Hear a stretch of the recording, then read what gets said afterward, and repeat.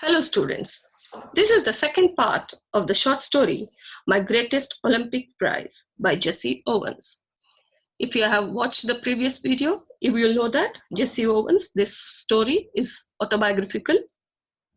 This tells how he had come to Berlin in 1936 to participate in the Olympics, how he had aimed to win the gold medal in the broad jump, that is long jump, which is how it is known now. But nationalistic feelings were at an all-time high during that time because of Hitler's belief of the master race, that his people were the master race, they were superior to all other races. But Jesse Owens didn't mind all this because he knew, he was confident that he had trained, sweated, and disciplined himself. And he had also set a world record the previous year. So everyone expected him to win hands down. But there was a surprise waiting for him. There was one German who was hitting the pit at almost 26 feet in the trials. Then he came to know that Hitler had kept him hidden. Now, Jesse Owens had to prove himself because he was a black man. He wanted to prove who was superior by winning. He wanted to prove by action and by not speaking. But still, all these thoughts were running in his mind. He was too preoccupied, and he was also angry at Hitler's way. So he made a mistake because he was angry, and he committed some mistakes. What were those?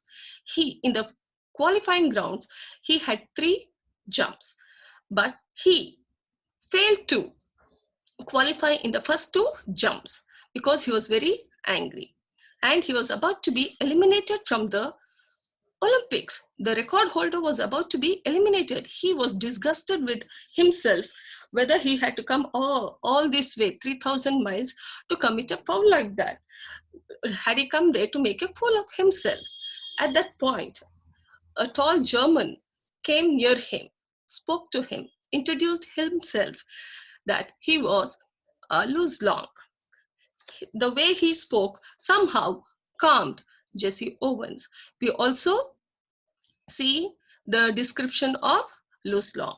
When Luz Long noticed that Jesse Owens had calmed down somewhat, he pointed to the takeoff board and told him something. Let us find out what it was. I'm in page number 105, last paragraph, children. Look, he said, why don't you draw a line a few inches in back of the board and aim at making your takeoff from there? You'll be sure not to foul, and you certainly ought to jump far enough to qualify. What does it matter if you're not first in the trials? Tomorrow is what matters. So, what was the problem now? Jesse Owens was overstepping the takeoff board. So, the hint given by Luz Long was that he should draw another line behind the takeoff board and make that as his takeoff board and jump. In that process, definitely he's not going to cross the original takeoff board. So, and it didn't matter who came first in the trials. What mattered was the next day when the finals was going to be held. This somehow calmed Jesse Owens. Can you imagine a rival competitor coming to you and advising? This was really a great surprise to Jesse Owens. But the hint given by Luz Long came as a boon to Jesse Owens. Let's see what happens. Suddenly, all the tension seemed to ebb out of my body as the truth of what he said hit me. Confidently, I drew a line a full foot in back of the board and proceeded to jump from there. I qualified with almost a foot to spare. I'm in page number 106 in the textbook, children. So when Luz Long gave that hint, what happened? All the tension seemed to ebb out of his body as the truth of what he said hit me. Yes, why should he worry whether he jumps the longest in this qualifying round? What is more important was qualifying for the next day, and he knew that he could make it. He was under tremendous pressure now, but all that pressure is out of his body, listening to the hint given by Luzlong. Confidently, I drew a line, a full foot in back of the board, and proceeded to jump from there. So what did he do? Now he was confident. He took the advice of Luzlong and drew a line, and he made that as the takeoff board. And what happened? He qualified with almost a foot to spare. I hope you are seeing the picture, children. That is the original takeoff board you are seeing there. So what did Jesse Owens do? He drew another line, and from there he jumped and saw to it that he qualified. That night, I walked over to Luzlong's room in the Olympic Village to thank him. I knew that if it hadn't been for him, I probably wouldn't be jumping in the finals that following day. We sat in his quarters and talked for 2 hours about track and field, ourselves, the world situation, a dozen other things. I hope you're seeing the picture of Luzlong and Jesse Owens. So what did Jesse Owens do that night after qualifying for the final rounds? That night, he went to Luzlong's room in the Olympic Village. What is the Olympic Village? Usually during any Olympics, the authorities build a apartment complex, housing complex, where all the performance athletes stay. This is called as the Olympic Village. So he went to his room in the Olympic Village to thank him. Yes, Jesse Owens was really indebted to Luzlong. He wanted to show his gratitude. So he went to his room. And because he also realized that without Luzlong, he would not have been able to qualify. But for his help, Jesse Owens would not have qualified for the finals. So what did they do in the room, quarters? We sat in his quarters and talked for 2 hours. Yes, strangers who had met briefly that day, now talking like old friends. They talked for 2 hours. About what?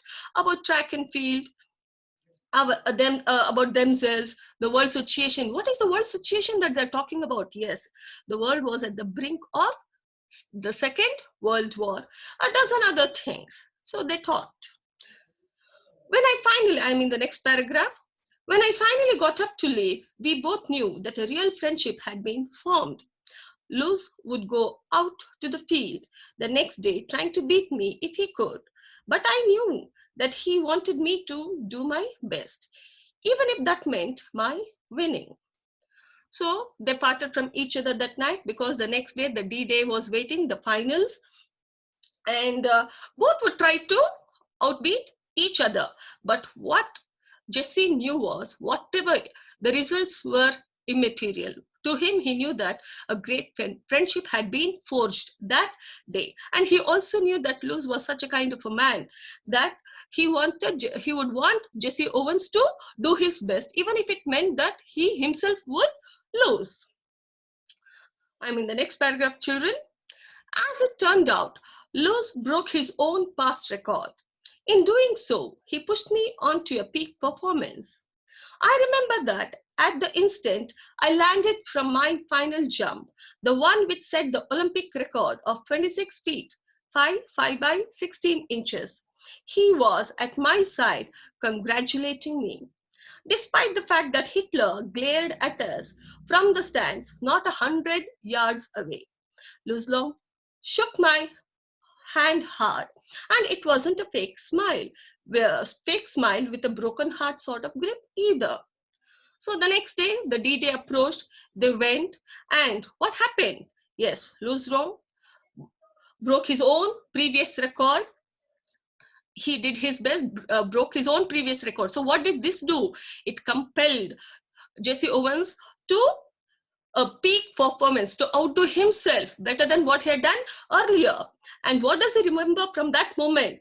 When he landed his final jump. Even in the final, they're given 3 jumps. So when he landed the final jump, which got him the gold medal, when he set the Olympic record of 26 feet 5 by 16 inches, what does he remember the most about that time?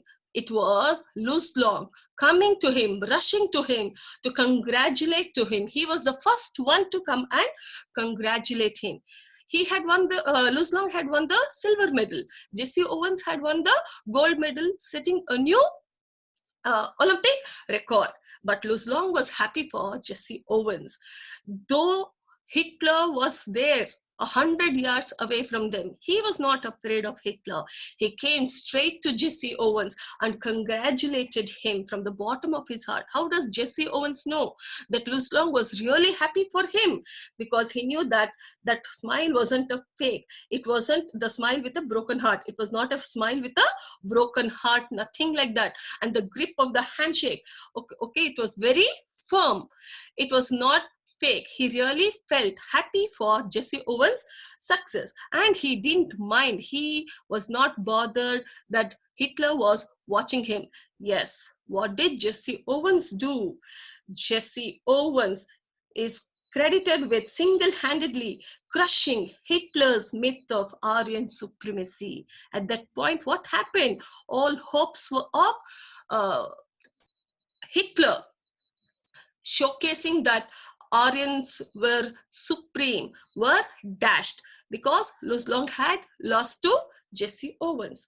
Now you might be wondering, how could Luz Long do this? How could jeopardizing his own chance? How could he help Jesse Owens? Why did he do that first of all? Yeah, because Luz Long was interested in fair play and love of the games, and hence wanted Owens to do his best, even if it meant his own defeat. Shall we go to the last paragraph, children? You can melt down all the gold medals and cups I have, and they couldn't be plating on the 24-carat friendship I felt for Luz Long at that moment. I realized then too that Luz was the epitome of what Pierre de Coubertin, founder of the modern Olympic Games, must have had in mind when he said, the important thing in the Olympic Games is not winning but taking part. The essential thing in life is not conquering but fighting well. What did Jesse Owens realize at that moment when he won that gold medal? At that moment, Jesse Owens felt all the gold medals he had won would not be able to equal the friendship that he felt for Luz Long. Luz Long had gone out of his way to help Jesse Owens and had set an example of true friendship, which Jesse Owens cherished throughout his life. And what do you mean by 24-carat friendship here? Carat refers to pure gold without any mixture of any other metal. Therefore, what does here the 24-carat friendship means? Here, 24-carat friendship signifies the true and pure friendship Owens felt for Luz Long, which was free of traces of hatred, anger, or malice. What else did Jesse Owens realize at that point? Now he was reminded of the statement of the founder of the modern Olympic Games, that the important thing in the Olympics is not winning but taking part. The essential thing in life is not conquering but fighting well.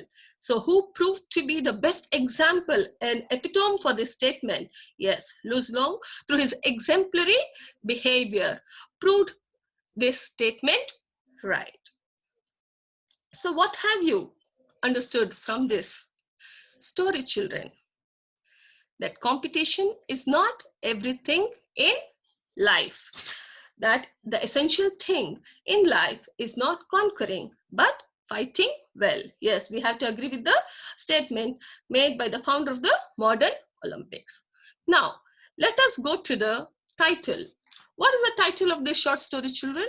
My Greatest Olympic Prize. So when we look at the title, we think that he's talking about the Olympic medal that he won. But when we go through the story, we realize that Jesse Owens is not talking about the Olympic medals that he had won in the 1936 Olympics. For him, what was the Olympic medal? The friendship that he gained. That is his greatest Olympic prize. Now let us go to the themes. What are the themes of this short story, children? It is about true spirit of sportsmanship and showcasing true friendship. So how do you know that it is an exhibition of true spirit of sportsmanship? Luz Long exhibited true spirit of sportsmanship by being friendly and motivating to his competitor, Jesse Owens. That's how. And the showcasing true friendship. Jesse Owens, through his short autobiographical account, showcases the true and honest friendship formed between him and German athlete Luz Long. When Luz Long saw Owens making fouls, he acted as a true guide and friend. He did not act as a rival, but helped him qualify for the finals in the 1936 Olympics. Like true friends, both of them met the same night in Luz Long's room. They talked for 2 hours about track and field, about everything. It is then they realized that a real friendship had been formed between them. In the finals, Jesse Owens won gold medals, but the friendship he formed with Luz Long was his greatest Olympic prize. I hope you can see the pictures, children, images from the from the 1936 Berlin Olympics. Children, please go back to the lesson. Listen to the explanation carefully, read, and mark the important lines. The expected questions can be: where was Jesse Owens? Why was he angry? Why did he fail to qualify in the first 2 attempts? Who helped him? What was the who helped him? Give a description about that man. Then what was the hint given? What happened in the final event? And according to Jesse Owens, what was his greatest Olympic prize? The friendship between Jesse Owens and Luz Long lasted until Luz Long was killed in action in World War II. Please read the workbook, children, page number 185, 186, and about the Nazis' Aryan supremacy theory in page number 187.